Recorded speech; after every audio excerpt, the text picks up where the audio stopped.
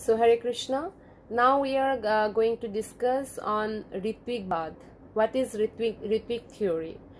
Actually, when Srila Prabhupada was present, and that time when Srila Prabhupada's health was deteriorating, means very bad health, and that time he could not travel all over world, but movement was already progressing very rapidly all over world, and so many disciples were ready to take initiation, but for Srila Prabhupada it was not possible to go every place all over world.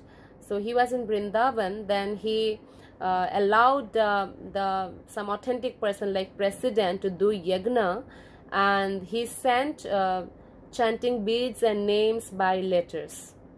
So he did that. So actually this was called at that time Ritvik.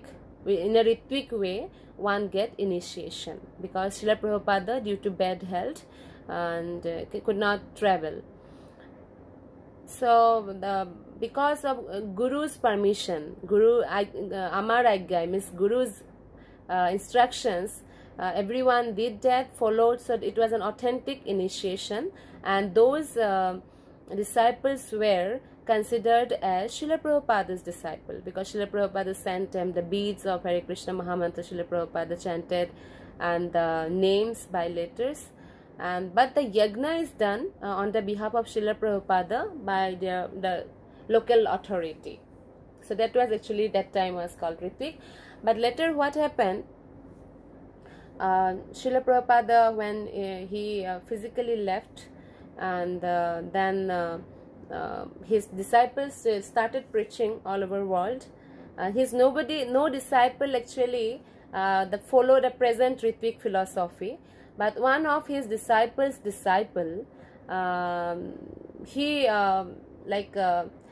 brought up a new idea, like, okay, we should not accept any guru, we should accept only Srila Prabhupada as our guru.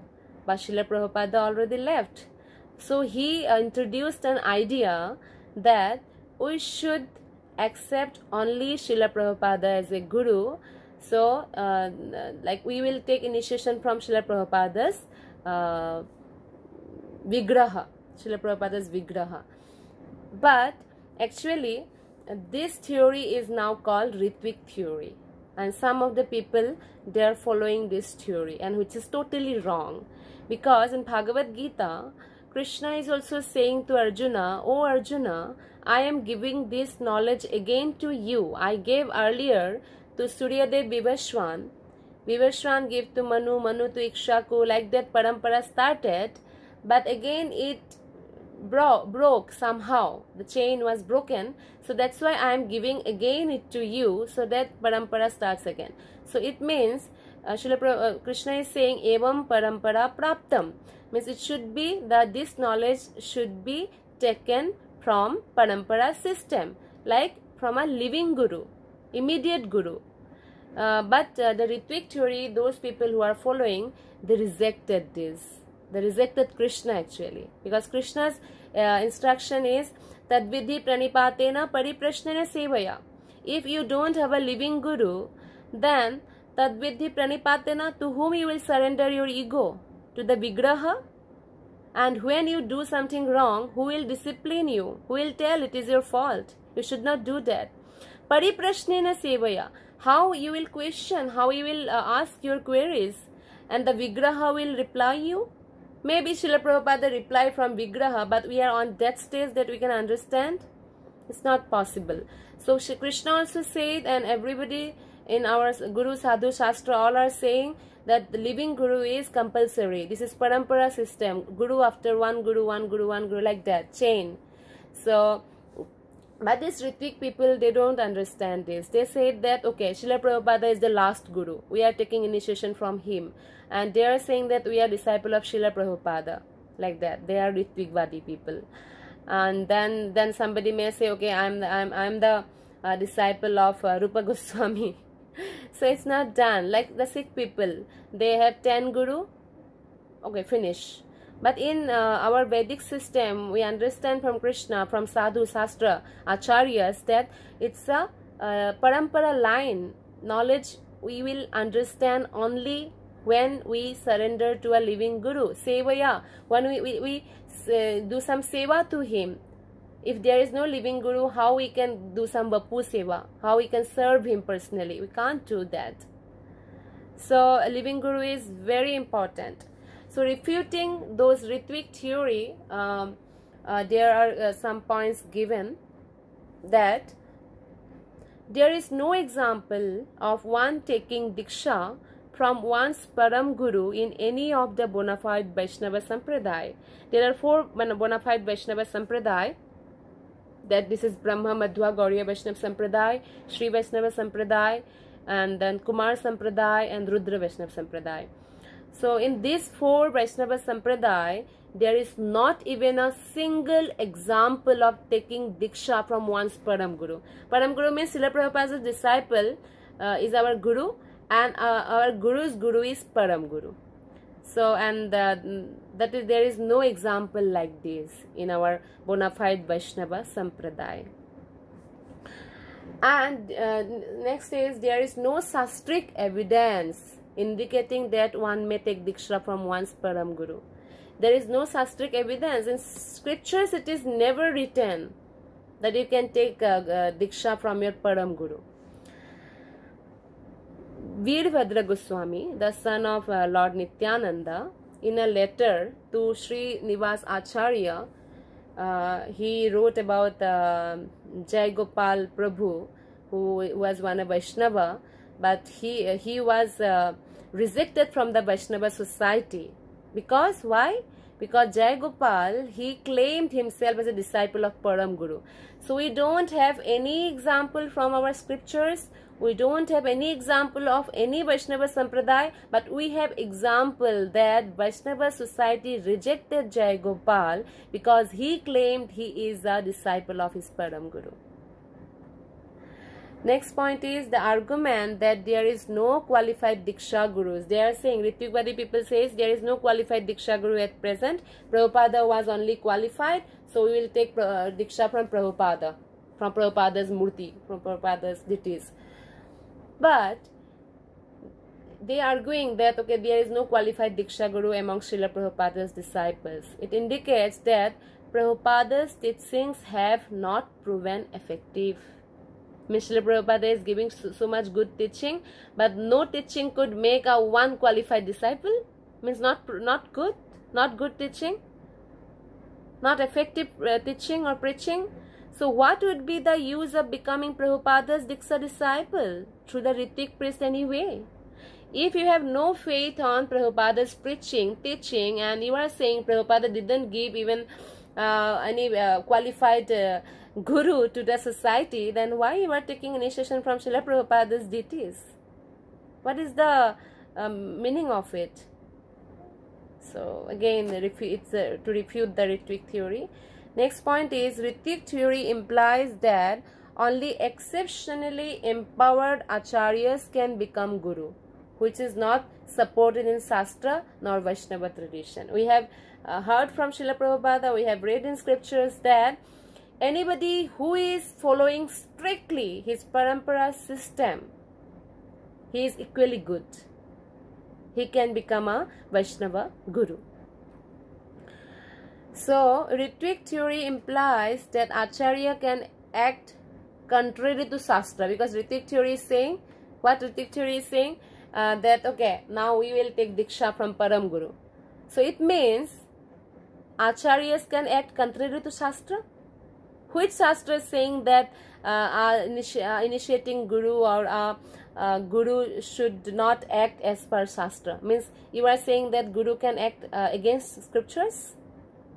So this is a wrong theory. Ritwik theory functions by undermining the natural development of faith in living Vaishnavas, which is an essential aspect of bhakti. They are actually decreasing the faith on the immediate Guru, which is very important. We have seen in this ISKCON disciple course that it is very important that you have firm faith on your immediate Acharya, immediate Guru, for your rapid advancement in Krishna consciousness. Srila Prabhupada is saying the same thing again and again, that you must have firm faith on your Guru, and I had faith on my Guru. So this movement, whatever success I got because of my firm faith on Guru. But they are just decreasing the faith among people. A Ritvik Guru gives advice, however, he does not formally accept the responsibility of delivering the disciple as a bona fide Diksha Guru does. What bona fide Diksha Guru does? Bona fide Diksha Guru takes all the sins during the initiation from that his disciple, and he takes the responsibility that till you go back to Godhead, to Krishna Loka, Vaikuntha Loka, I will come again and again and again and again to this material world. A Ritvik Guru means he will sit and he will tell you that, okay, Srila Prabhupada has given initiation to you now. Like that, like he is becoming a medium. So he will never take this responsibility that till you go, I will keep coming, and I will keep coming this material world till I take you back to Krishna. He don't take this formal responsibility. So this Ritvik theory, what nowadays going on, we should not associate. Association is very, very, very, very important. If association is wrong, if we associate with the Ritvik people, our mind we will not able to control. If we associate with the Guru Aparadhi, we will become Guru Aparadhi. We will become like, we will reject our Guru, we will talk something against our Guru, and will do Guru offense. If we are associating with the people who criticizing Vaishnavas and doing so many Vaishnava offense, then we will become like that. What happened with Yamunacharya? Yamunacharya, at the age of 5, he learned everything scriptural, everything, every great knowledge from Natha Muni. His grandfather was a great Vaishnava. He had hundreds of disciples. But in the 5 years of age, once what happened in their kingdom, one Digvijay Pandit came, Chaturvedi Pandit, and he challenged the king that in your country, if anybody can defeat me, like that, something. The king announced that anybody can defeat him, he will give half of the kingdom. But nobody dared to do sastric challenges or tark with argument with that Digvijay Pandit. Then what happened? Then everyone suggested king that Natha Muni is very scholarly, so you bring Natha Muni here. Then the army people, they went to take Natha Muni, and Natha Muni left that place. Then his small grandson, Yamuna, his name was Yamuna. So Yamuna was there, and they brought him to that king. And Yamuna was only 5 years old, but he was so scholarly. He defeated the Digvijay Pandit like anything. Then the Digvijay Pandit accepted his defeat, and he left. That king became so happy, he gave half of the kingdom to Yamuna. Then because he got association of the politics and the wars and the kingly atmosphere, obviously he did not have his grandfather with him. So he became totally engrossed in the Rajoguni things, and he forgot totally the spiritual things he learned from his grandfather. But Natha Muni, he many ways he tried to reach the king, but he could not. Then at the deathbed, the Natha Muni said all his disciples that I will become very pleased and you will get my mercy if anybody can bring Yamuna to bhakti again. Then nobody committed because it's a very difficult, because he's a very great king in the planet. So then one sannyasi disciple, he promised to Guru Maharaj, I will bring him back to bhakti. After Guru left, sannyasi tried a lot that how to reach, because reaching king is a very big thing, it's not easy. So what he did, he every day he took some sag, like spinach, to the cook of king, and he requested the cook, please make this item, it's very good for the health of your king. He somehow convinced the cook, and cook every day cooked that spinach very deliciously, and he was serving king with that sag. And what happened, every day for 1 year, every single day a sannyasi is going to king's palace to giving this spinach to the cook, and he cooking every day. But 2 days purposely he didn't go. Then king is asking, and where is that that spinach, the special one I every day eat? Why this is not today? Then cook told the whole story. Actually, I don't know king, I don't know that sannyasi. He came every day and I thought he will come today also, but he didn't came. So he was very worried about your health, and he said it's very good for your king's health, and he took no money, only give this for you. Then king told, next time when he come, bring to me. Then third day when sannyasi came, then he was taken to the king. Then sannyasi told the whole story, that I am disciple of your grandfather Nathamuni. Nathamuni has actually left a great treasure for you, so he wanted me to give you this treasure. So Yamunacharya was very much interested. Oh, there is a big treasure. Okay, I want. Then sannyasi told that you need to come with me alone, like that. So the king was going with the sannyasi. By horse they were going, and in between the way, sannyasi didn't preach anything, single thing to the king, Yamunacharya. But because of association of the sannyasi, sometimes like he is 5-6 times he is opening his deities, and he is worshipping deities, and he is chanting name of Lord, and he is very much Krishna conscious whole the ways they are traveling, and seeing him again and again, and he is worshipping Lord. And Yamunacharya could recollect all his childhood times. All the spirituality came in front of him. Then he said that sannyasi, now I don't want kingdom, I don't want to be anymore king, and I don't want the treasure also grandfather left for me, and I just want to go jungle, and I want to do bhakti for Lord Krishna. Then sannyasi told, no, at least it was his last wish. Please come with me to see the treasure, and later you decide, later you can decide. So Yamuna king was ready, and when he took him to the Sri Rangam, and after passing the 7 gates, then he saw the Lord's deity. It's a real treasure actually. Like that he became the Yamunacharya.